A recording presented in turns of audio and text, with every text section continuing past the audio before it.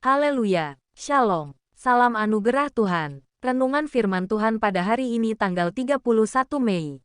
Perjanjian Lama dari 1 Raja-Raja 13 ayat 1-34. Sedang Yerobeam berdiri di atas mezbah itu sambil membakar korban. Maka atas perintah Tuhan datanglah seorang abdi Allah dari Yehuda ke Betel. Lalu atas perintah Tuhan berserulah orang itu terhadap mezbah itu. Katanya, hai mezbah, beginilah firman Tuhan, bahwasanya seorang anak akan lahir pada keluarga Daud. Yosia namanya. Ia akan menyembelih di atasmu imam-imam bukit pengorbanan yang membakar korban di atasmu. Juga tulang-tulang manusia akan dibakar di atasmu. Pada waktu itu juga ia memberitahukan suatu tanda ajaib.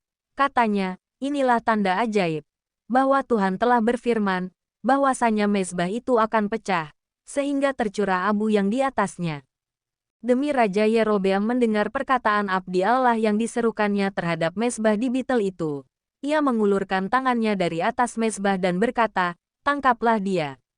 Tetapi tangan yang diulurkannya terhadap orang itu menjadi kejang, sehingga tidak dapat ditariknya kembali.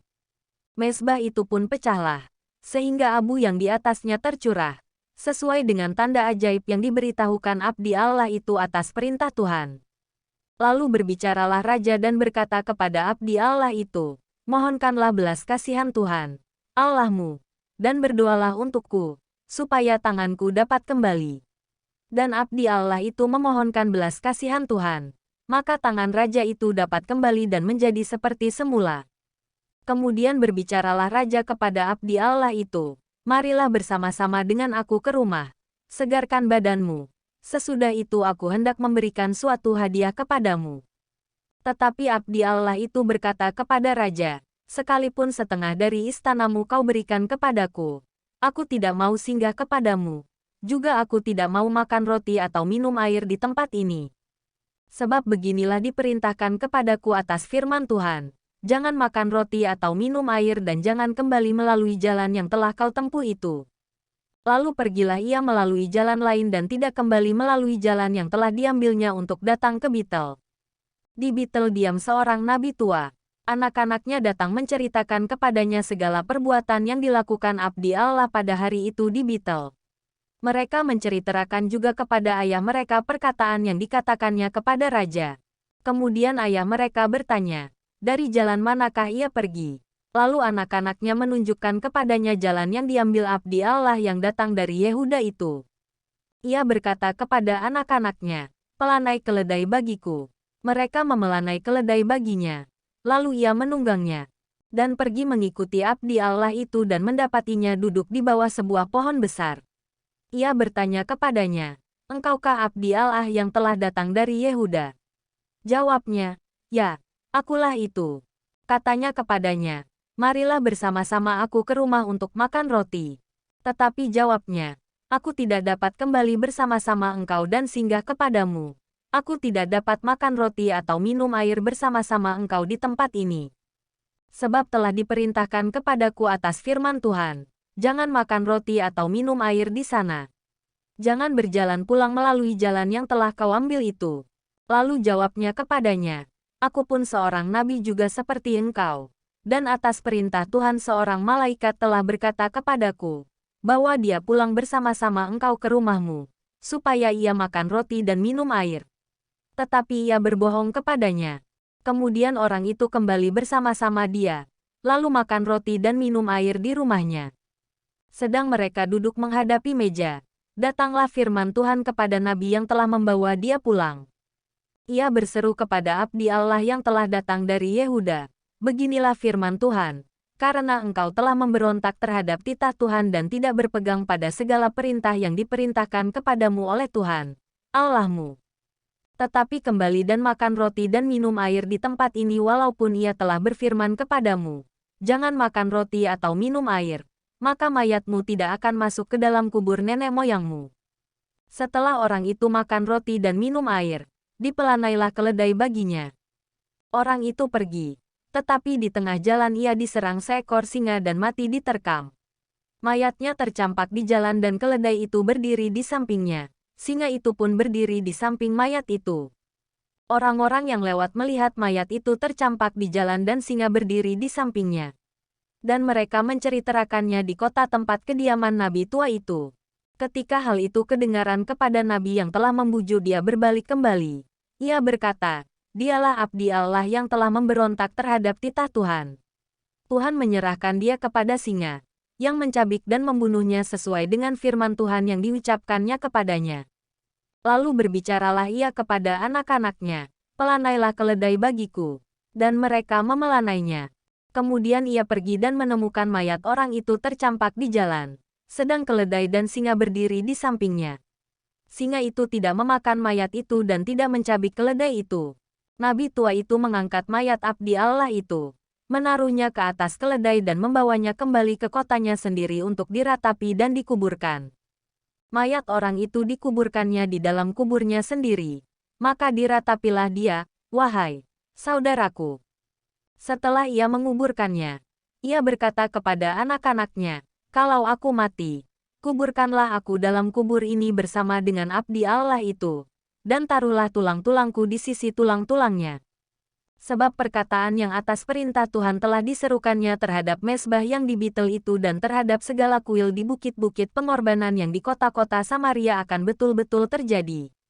Sesudah peristiwa ini pun Yerobeam tidak berbalik dari kelakuannya yang jahat itu, tetapi mengangkat pula imam-imam dari kalangan rakyat untuk bukit-bukit pengorbanan.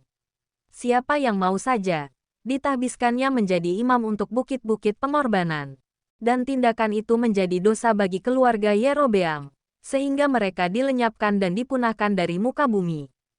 1 Raja-Raja 14 ayat 1-31.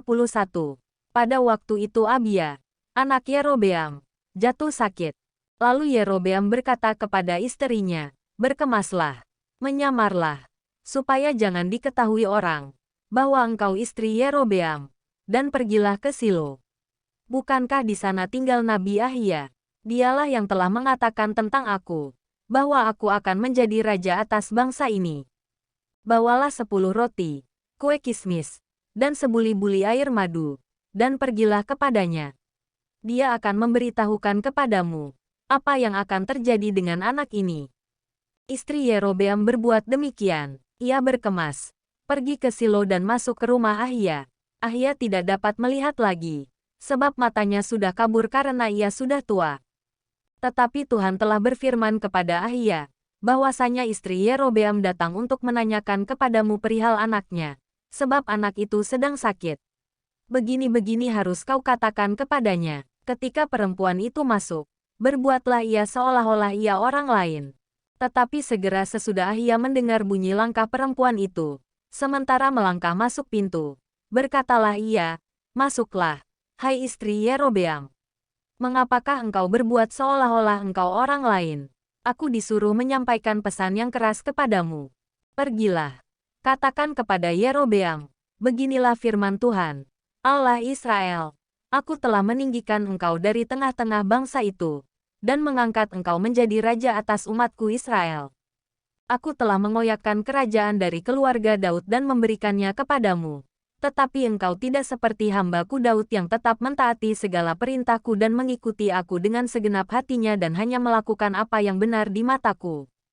Sebab engkau telah melakukan perbuatan jahat lebih dari semua orang yang mendahului engkau dan telah membuat bagimu Allah lain dan patung-patung tuangan, sehingga engkau menimbulkan sakit hatiku, bahkan engkau telah membelakangi aku. Maka aku akan mendatangkan malapetaka kepada keluarga Yerobeam. Aku akan melenyapkan daripada Yerobeam setiap orang laki-laki, baik yang tinggi maupun yang rendah kedudukannya di Israel. Aku akan menyapu keluarga Yerobeam seperti orang menyapu tahi sampai habis. Setiap orang daripada Yerobeam yang mati di kota akan dimakan anjing dan yang mati di padang akan dimakan burung yang di udara. Sebab Tuhan telah mengatakannya. Tetapi bangunlah dan pulang ke rumahmu. Pada saat kakimu melangkah masuk kota, anak itu akan mati.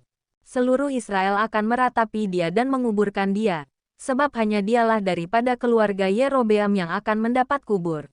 Sebab di antara keluarga Yerobeam hanya padanyalah terdapat sesuatu yang baik di mata Tuhan, Allah Israel. Dan Tuhan akan membangkitkan baginya seorang raja atas Israel yang akan melenyapkan keluarga Yerobeam seperti kenyataan sekarang ini.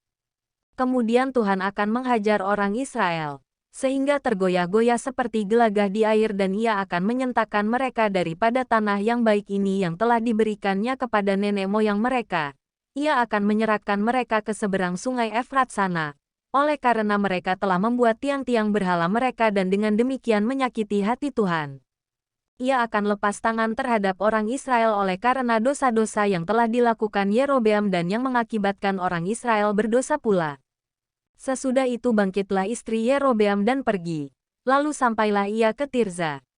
Pada saat ia masuk melangkahi ambang pintu rumah, matilah anak itu. Mereka menguburkannya, dan seluruh Israel meratapi dia sesuai dengan firman Tuhan yang diucapkannya dengan perantaraan hambanya, Nabi Ahia. Selebihnya dari riwayat Yerobeam, bagaimana ia berperang dan bagaimana ia memerintah, sesungguhnya semuanya itu tertulis dalam kitab sejarah Raja-Raja Israel. Lamanya Yerobeam memerintah ada 22 tahun. Kemudian ia mendapat perhentian bersama-sama dengan nenek moyangnya. Maka anaknya menjadi raja menggantikan dia.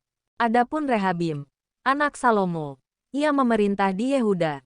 Rehabim berumur 41 tahun pada waktu ia menjadi raja, dan 17 tahun lamanya ia memerintah di Yerusalem, kota yang dipilih Tuhan dari antara segala suku Israel untuk membuat namanya tinggal di sana. Nama ibunya ialah Nama, seorang perempuan Amon.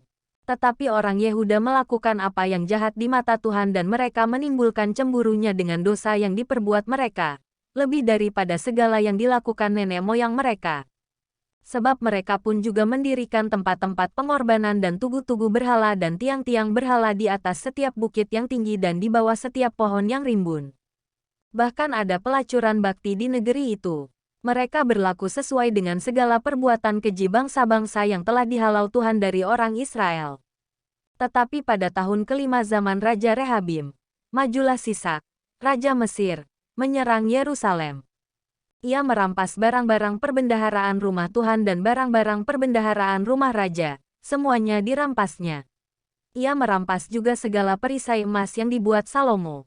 Sebagai gantinya Raja Rehabim membuat perisai-perisai tembaga, yang dipercayakannya kepada pemimpin-pemimpin bentara yang menjaga pintu istana raja. Setiap kali raja masuk ke rumah Tuhan, bentara-bentara membawa masuk perisai-perisai itu. Dan mereka pula yang mengembalikannya ke kamar jaga para bentara. Selebihnya dari riwayat Rehabim dan segala yang dilakukannya, bukankah semuanya itu tertulis dalam kitab sejarah Raja-Raja Yehuda? Dan terus-menerus perang ada antara Rehabim dan Yerobeam. Kemudian Rehabim mendapat perhentian bersama-sama dengan nenek moyangnya, dan ia dikuburkan di samping nenek moyangnya di kota Daud. Nama ibunya ialah Nama, seorang perempuan Amon. Maka Abiam, anaknya, menjadi raja menggantikan dia. Perjanjian baru dari Yohanes 1 ayat 1-18. Pada mulanya adalah firman. Firman itu bersama-sama dengan Allah dan firman itu adalah Allah. Ia pada mulanya bersama-sama dengan Allah. Segala sesuatu dijadikan oleh dia dan tanpa dia tidak ada suatu pun yang telah jadi dari segala yang telah dijadikan. Dalam dia ada hidup dan hidup itu adalah terang manusia. Terang itu bercahaya di dalam kegelapan dan kegelapan itu tidak menguasainya. Datanglah seorang yang diutus Allah, namanya Yohanes. Ia datang sebagai saksi untuk memberi kesaksian tentang terang itu, supaya oleh dia semua orang menjadi percaya. Ia bukan terang itu, tetapi ia harus memberi kesaksian tentang terang itu. Terang yang sesungguhnya, yang menerangi setiap orang, sedang datang ke dalam dunia. Ia telah ada di dalam dunia dan dunia dijadikan olehnya, tetapi dunia tidak mengenalnya. Ia datang kepada milik kepunyaannya, tetapi orang-orang kepunyaannya itu tidak menerimanya. Tetapi semua orang yang menerimanya diberinya kuasa supaya menjadi anak-anak Allah, yaitu mereka yang percaya dalam namanya. Orang-orang yang diperanakkan bukan dari darah atau dari daging, bukan pula secara jasmani oleh keinginan seorang laki-laki, melainkan dari Allah. Firman itu telah menjadi manusia, dan diam di antara kita, dan kita telah melihat kemuliaannya, yaitu kemuliaan yang diberikan kepadanya sebagai anak tunggal Bapa, penuh kasih karunia dan kebenaran. Yohanes memberi kesaksian tentang dia dan berseru, katanya, inilah dia, yang kumaksudkan ketika aku berkata, Kemudian daripadaku akan datang Dia yang telah mendahului aku, sebab Dia telah ada sebelum aku. Karena dari kepenuhannya kita semua telah menerima kasih karunia demi kasih karunia. Sebab hukum Taurat diberikan oleh Musa, tetapi kasih karunia dan kebenaran datang oleh Yesus Kristus. Tidak seorang pun yang pernah melihat Allah, tetapi Anak Tunggal Allah, yang ada di pangkuan Bapa, Dialah yang menyatakannya. Mazmur 86 ayat 1-8. Doa Daud, sendengkanlah telingamu. Ya Tuhan, jawablah aku, sebab sengsara dan miskin aku. Peliharalah nyawaku, sebab aku orang yang Kau kasihi. Selamatkanlah hamba-Mu yang percaya kepadamu. Engkau adalah Allahku, kasihanilah aku, ya Tuhan, sebab kepadamu-lah aku berseru sepanjang hari. Buatlah jiwa hamba-Mu bersukacita, sebab kepadamu-lah, ya Tuhan, kuangkat jiwaku. Sebab Engkau, ya Tuhan, baik dan suka mengampuni dan berlimpah kasih setia bagi semua orang yang berseru kepadamu. Pasanglah telinga kepada doaku, ya Tuhan, dan perhatikanlah suara permohonanku. Pada hari kesesakanku aku berseru kepadamu, sebab Engkau menjawab aku. Tidak ada seperti Engkau di antara para Allah, ya Tuhan, dan tidak ada seperti apa yang Kau buat. Amsal 31 ayat 1-31. Inilah perkataan Lemuel, Raja Masa, yang diajarkan ibunya kepadanya. Apa yang akan kukatakan? Anakku, anak kandungku, anak nazarku. Jangan berikan kekuatanmu kepada perempuan, dan jalanmu kepada perempuan-perempuan yang membinasakan raja-raja. Tidaklah pantas bagi raja, hai Lemuel, tidaklah pantas bagi raja meminum anggur, ataupun bagi para pembesar mengingini minuman keras. Jangan sampai karena minum ia melupakan apa yang telah ditetapkan, dan membengkokkan hak orang-orang yang tertindas. Berikanlah minuman keras itu kepada orang yang akan binasa, dan anggur itu kepada yang susah hati. Biarlah ia minum dan melupakan kemiskinannya, dan tidak lagi mengingat kesusahannya. Bukalah mulutmu untuk orang yang bisu, untuk hak semua orang yang merana. Bukalah mulutmu, ambillah keputusan secara adil dan berikanlah kepada yang tertindas dan yang miskin hak mereka. Istri yang cakap siapakah akan mendapatkannya? Ia lebih berharga daripada permata. Hati suaminya percaya kepadanya. Suaminya tidak akan kekurangan keuntungan. Ia berbuat baik kepada suaminya dan tidak berbuat jahat sepanjang umurnya. Ia mencari bulu domba dan rami, dan senang bekerja dengan tangannya. Ia serupa kapal-kapal saudagar. Dari jauh ia mendatangkan makanannya. Ia bangun kalau masih malam, lalu menyediakan makanan untuk seisi rumahnya, dan membagi-bagikan tugas kepada pelayan-pelayannya perempuan. Ia membeli sebuah ladang yang diingininya, dan dari hasil tangannya kebun anggur ditanaminya. Ia mengikat pinggangnya dengan kekuatan. Ia menguatkan lengannya. Ia tahu bahwa pendapatannya menguntungkan. Pada malam hari pelitanya tidak padam. Tangannya ditaruhnya pada jentera. Jari-jarinya memegang pemintal. Ia memberikan tangannya kepada yang tertindas. Mengulurkan tangannya kepada yang miskin. Ia tidak takut kepada salju untuk seisi rumahnya, karena seluruh isi rumahnya berpakaian rangkap. Ia membuat bagi dirinya permadani, lenan halus dan kain ungu pakaiannya. Suaminya dikenal di pintu gerbang, kalau ia duduk bersama-sama para tua-tua negeri. Ia membuat pakaian dari lenan, dan menjualnya. Ia menyerahkan ikat pinggang kepada pedagang. Pakaiannya adalah kekuatan dan kemuliaan. Ia tertawa tentang hari depan. Ia membuka mulutnya dengan hikmat. Pengajaran yang lemah lembut ada di lidahnya. Ia mengawasi segala perbuatan rumah tangganya. Makanan kemalasan tidak dimakannya. Anak-anaknya bangun, dan menyebutnya berbahagia. Pula suaminya memuji dia. Banyak wanita telah berbuat baik, tetapi kau melebihi mereka semua. Kemolekan adalah bohong dan kecantikan adalah sia-sia. Tetapi istri yang takut akan Tuhan dipuji-puji. Berilah kepadanya bagian dari hasil tangannya. Biarlah perbuatannya memuji dia di pintu-pintu gerbang. Amin. Demikianlah renungan firman Tuhan pada hari ini. Tuhan Yesus memberkati.